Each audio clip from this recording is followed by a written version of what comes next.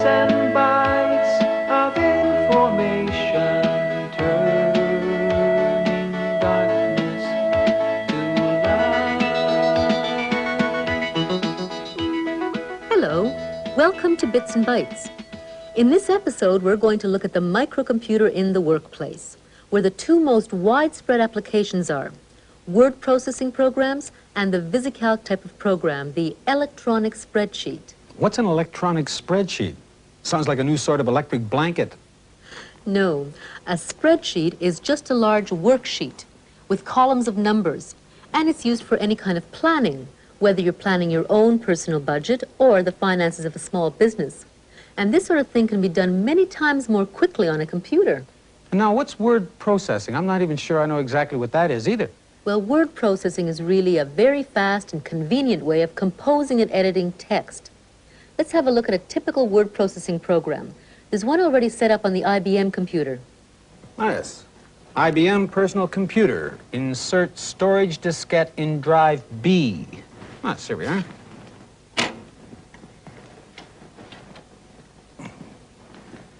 And then press enter.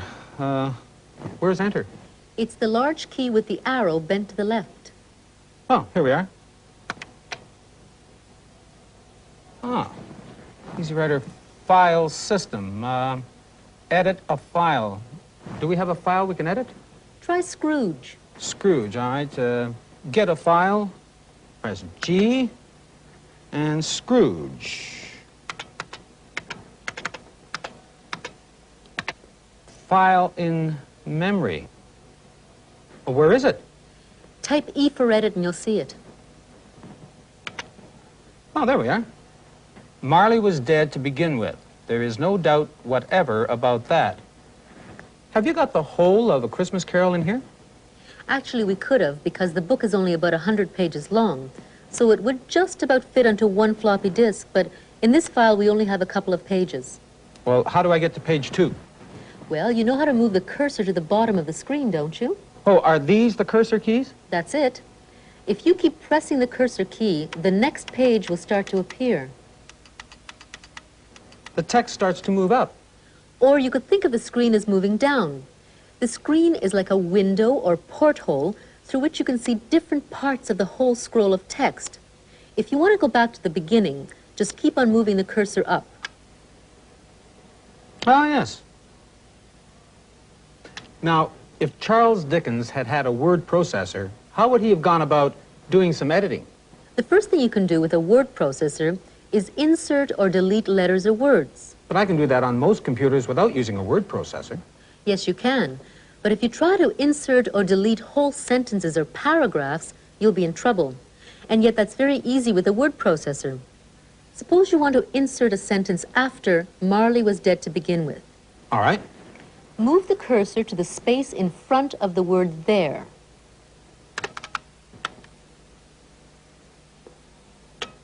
Okay. Now press the insert key. It's marked INS. Oh, I see. The line cursor has become a block cursor. And that means that you're now in the insert mode. Now just type in some new sentence. I'll type in, I think we should make that quite clear.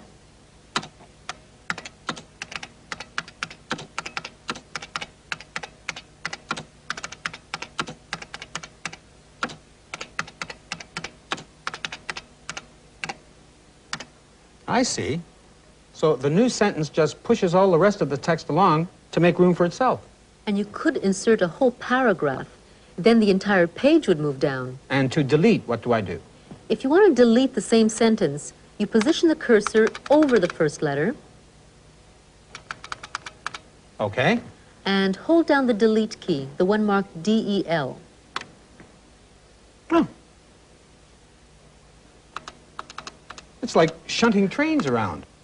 And I noticed that it also automatically wraps your words around at the end of the line so that you can keep on typing in a continuous stream. And when you finish your typing, you can save it on a cassette or disc so that you can bring it back and change it whenever you want.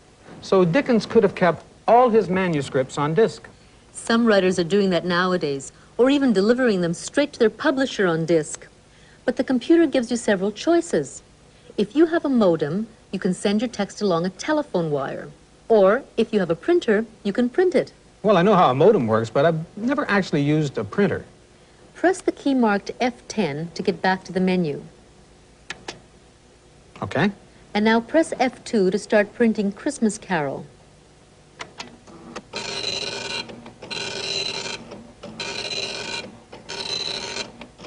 This is really something.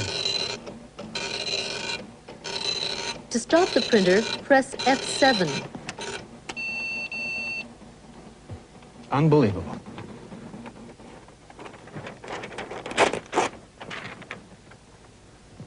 Oh, that's pretty simple. And it looks good. So a word processor is really the ultimate electronic typewriter. It's not so much an electronic typewriter as an electronic office. Let's compare an ordinary typewriter with a word processor, and you'll see the difference. When you come to think of it, an ordinary typewriter is a pretty limited device. You type in some words, and all it does is give you a paper copy. If you want to file the words, you need a second device, a filing cabinet. If you want to send the words to someone else, you need another device, a mailbox. And if you want to rearrange the words, you need yet more devices, such as a pair of scissors and some glue for cutting and pasting. Now consider the word processor, which is really just a computer, plus a word processing program. You use the computer's keyboard to send your words into the computer's memory.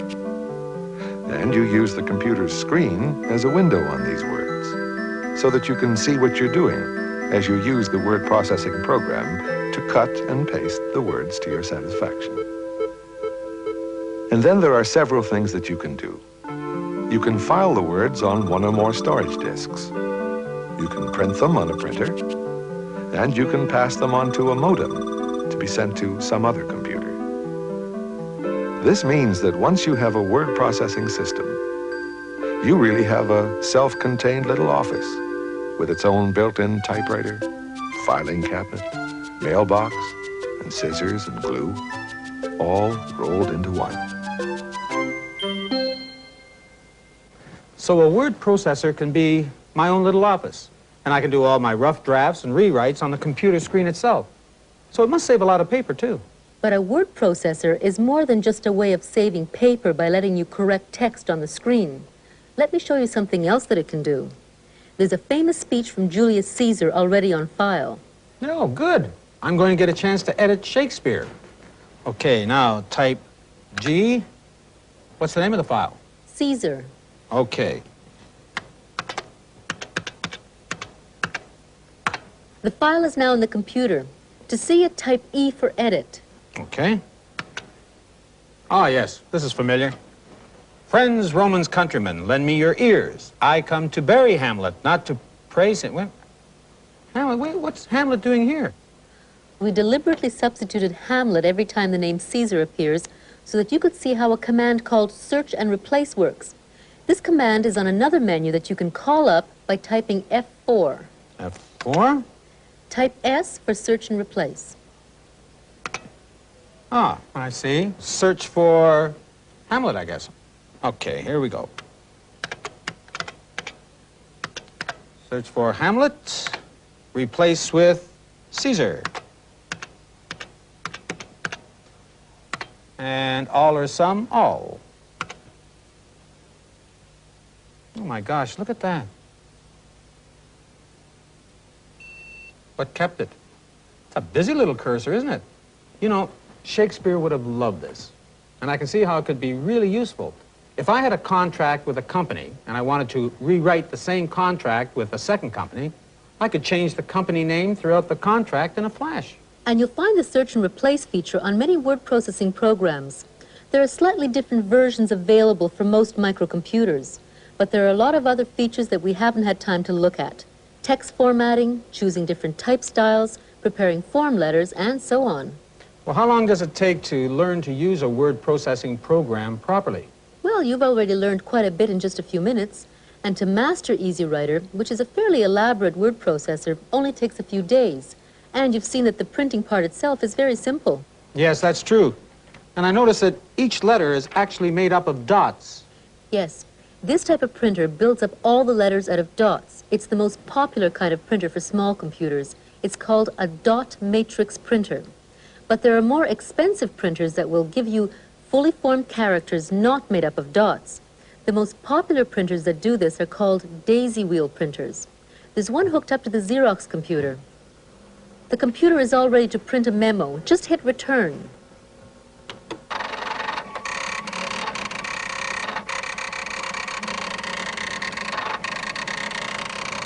Tell me, why is it called a daisy wheel? Because it uses an element that's in the shape of a daisy.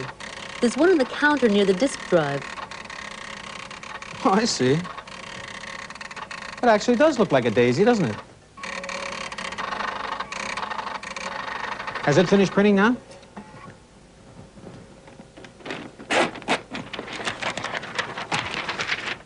Oh, yes, there's a big difference between fully formed characters and the dot matrix characters. And I can see that the fully formed ones look better for business letters. Yes, on the other hand, dot matrix printers can build up anything out of dots, different type styles or even pictures if you want. Well, I suppose it's the same principle as building up pictures on the screen with pixels. That's right. But to print really good line drawings, plans, diagrams, and so on, you'll want to use a different device, a plotter. A plotter. What's that? Let me show you some examples. On one of our visits to Hewlett-Packard, we were given a demonstration of several different kinds of computer plotters.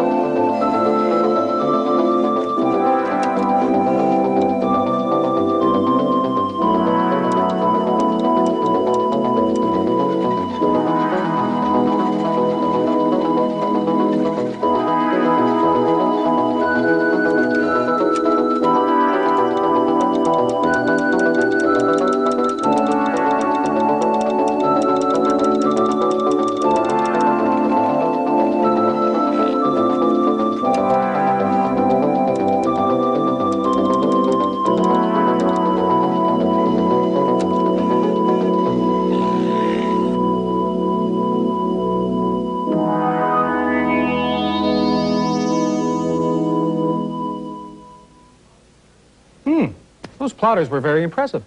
Yes, but of course they were designed to go with large computers.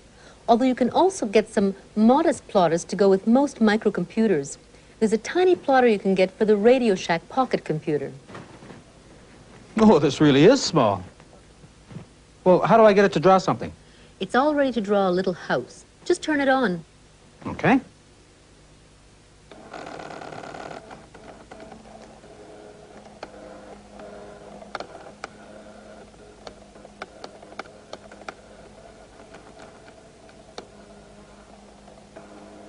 Oh, I don't believe this. Look at that. Oh, that's terrific.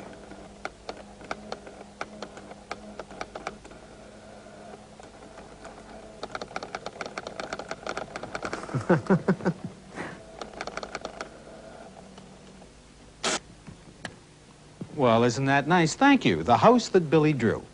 That's really something. So with a microcomputer, you can get to use some fairly elaborate word processors and even some ingenious little plotters. I suppose more and more people will be trading in their typewriters for this sort of equipment. Yes, I think it's inevitable. And one sign of the times is what's happening in education. Let's look at how they're teaching word processing as a skill in a high school in Scarborough, Ontario.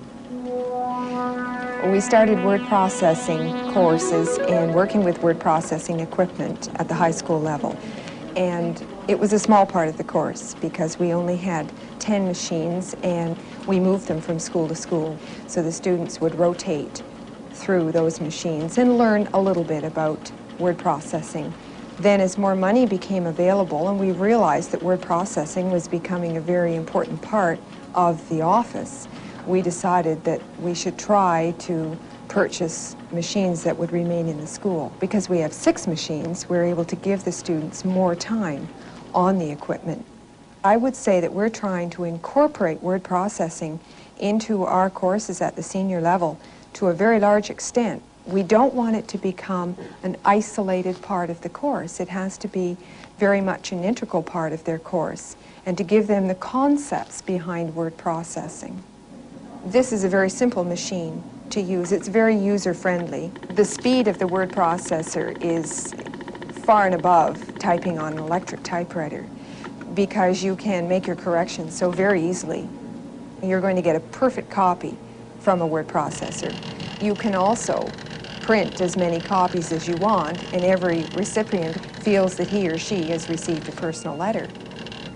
Some students take to working with equipment more easily than others, and some students really take to it and become really hooked on it and want to learn more about it, and they're certainly free to do that before and after school. And it's fun, it's exciting to see that student who finds, hey, this is really fascinating. I'd like to learn more, and I'm willing to spend my own time learning more about it. And I think that's really what education is all about, when you can just touch that little bit of interest and watch it grow in a student. It's fascinating.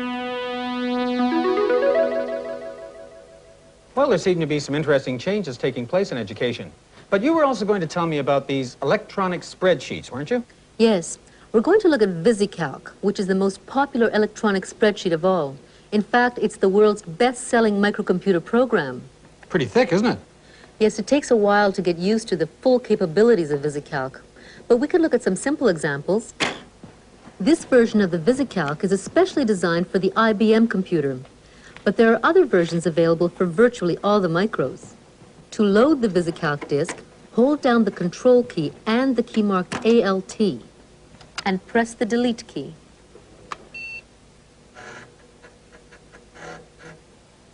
So this is what an electronic spreadsheet looks like. Well, this is what the top left-hand corner of an electronic spreadsheet looks like. The complete spreadsheet is much larger. I'll show you. There's a cursor. Do you see it? It's the green rectangle at the intersection of column A and row 1. Yes. Move the cursor to the right by holding the right arrow key down. And if I keep holding down the cursor, oh, I see. It's a sort of window like the word processor. Well, how far can I go? A long way. You can get back to position A1 by pressing Home. Ooh, that was fast. Now let's see what happens when I move the cursor down. You've got a long way to go yet before you get to the end. So this is really a giant spreadsheet. If you put it on one sheet of paper, the maximum width would be about 2 meters, and the maximum height about the same. Although you can't actually use both maximum values together, but you can get an awful lot of numbers on there. Very impressive. Well, let's go home again. Now, what am I going to do with this enormous worksheet? Well, let's suppose you're going to start a little business and that you want to predict your sales, costs, and profits for the next year. To save time, just put in the first 3 months as headings. Move the cursor to position B1 and type January. Okay. B1, January. Notice that what you type also appears at the top of the screen in what is called the edit line.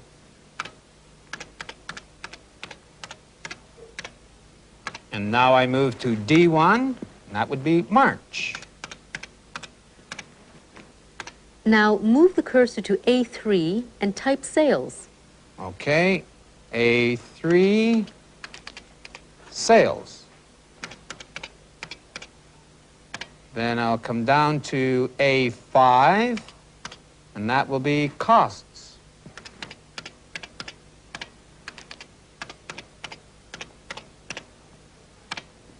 Now, let's say my sales in January were $1,000.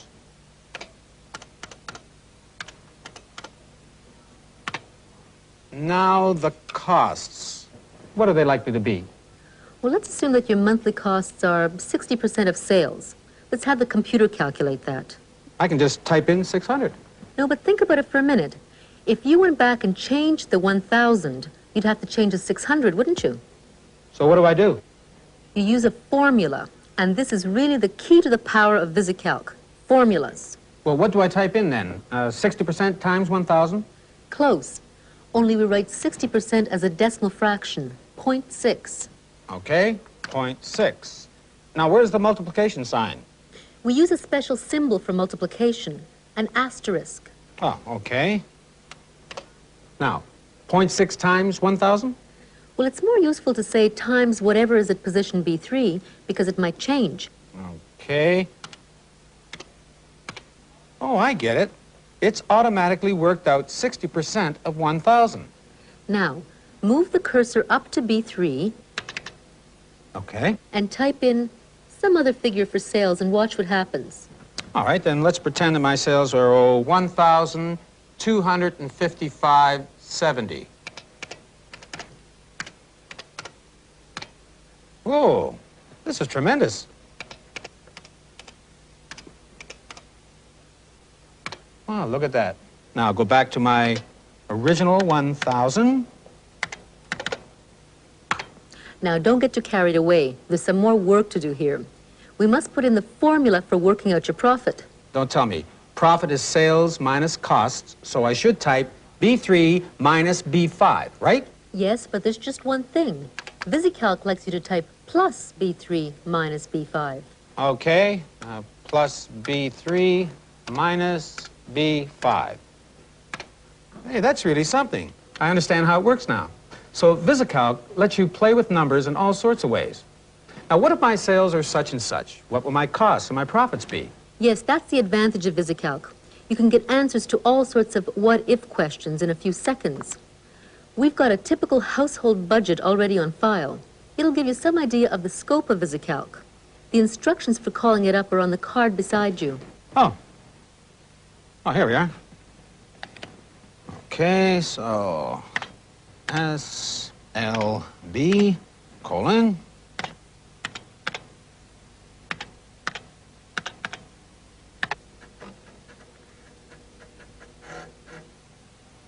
So income 30,000, biweekly 1,153. Now after all expenses, the year end would be 15,411.56. Now, if you just change one number, everything else will change. All right, let's say I have a very bad year and my income drops to, we'll say 5,000.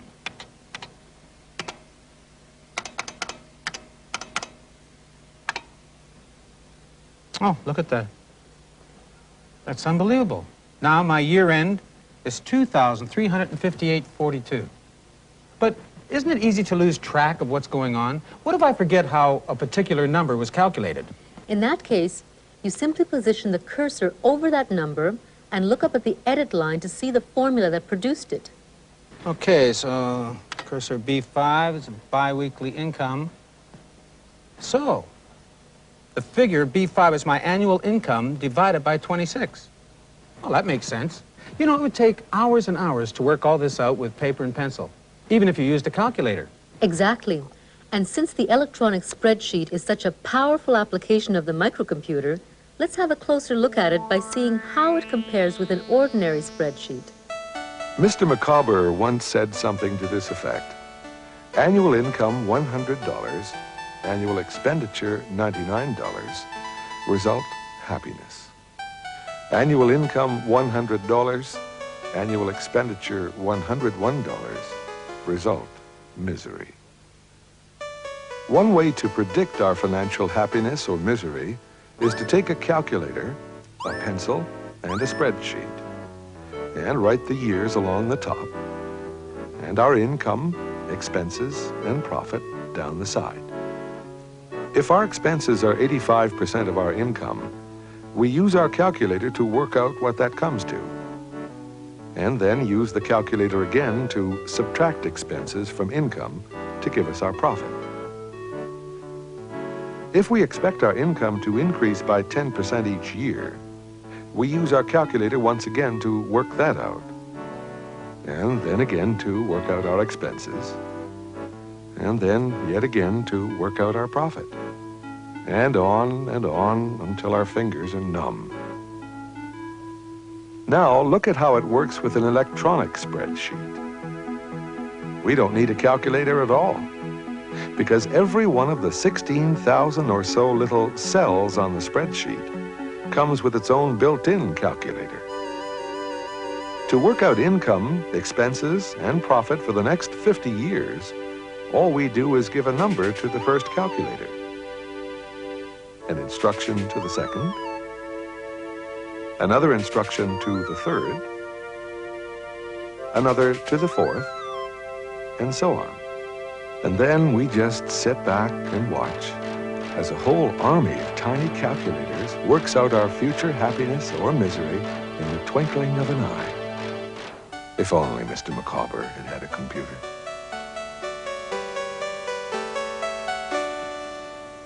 Well, I can see why VisiCalc is so popular.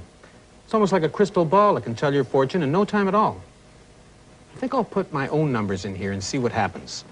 While Billy is asking his what-if questions, let me tell you about our next episode, which is called What Next? We've covered a lot of ground in this series, so our final episode will very briefly recap some of the main topics, and then through a number of documentaries, we'll extend these topics into the future.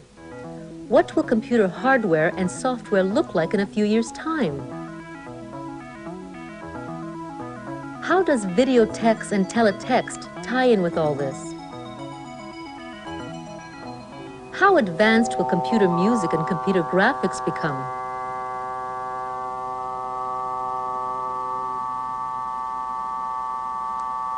Until next time, I'm Luba Goy for Bits and Bytes. And I'm Billy Van, and I'm broke.